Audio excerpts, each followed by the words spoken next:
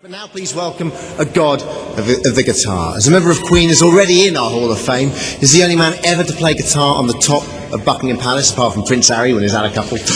Bow before His Majesty. It is Brian May.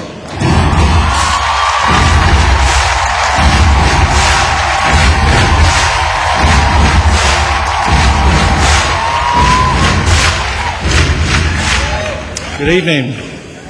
Thank you, Dermot. I'm really glad I got this job. Around 1964, if you'd been around Aston near Birmingham, England, of an evening, you might have ambled into a pub or a club and seen the Rockin' Chevrolets, or the Rests, or Rare Breed. These groups contained various combinations of players, including William Ward, John Osborne, Anthony Iommi, and Terence Butler. All young kids playing on a semi-pro basis, picking up maybe a fiver a night for their efforts. Somewhere along the line, they all decided to give up their day jobs and pitch into the great rock world full-time. Tony's accident on the last day of his daytime work in his factory job, losing the ends of 2 fingers, could have stalled a weaker man, but for Tony and the band, it just hardened the determination. The group went through many incarnations after this with different names up to about 1968. But if you'd been there, you would have known the names. You would have seen a willowy singer wailing in a way that made the kids' parents despair. A dark, mustachioed guitarist thrashing out huge original riffs and blinding metal solos. A drummer who hit the kit hard enough to make people scared. And a thunderous bass player who growled from beneath furrowed brows.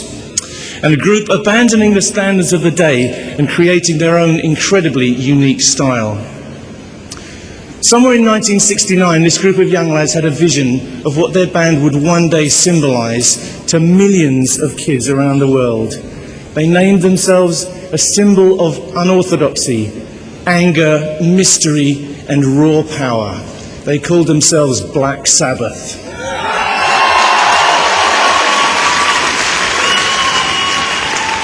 Sabbath history is peppered with drama and constant change. Ozzy left the group, often, for periods in which he created brilliant solo work, with his Blizzard of Oz alongside people like Randy Rhoads and others. Bill Ward retired at times to pursue his private life. Geezer Butler at times resigned to write and produce independently. And all the while, Tony Iommi kept the Black Sabbath ethos intact, enlisting many a now legendary player to keep the flame burning. Such names as Ronnie James Dio, Tony Martin, Glenn Hughes, Cozy Powell, Eric Singer, Neil Murray, Ian Gillan. All these great artists have lent something to the monolith which is Black Sabbath.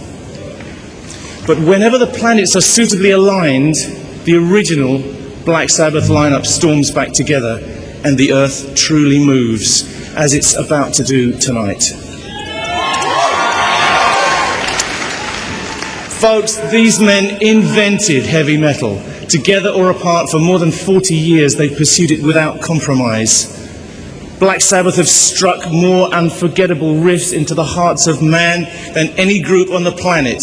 They are the model, the living primal seed, and a whole genre of young rock groups today acknowledge their debt and pay their respects. This monumental rock group of the people are more than worthy of an induction into any Hall of Fame.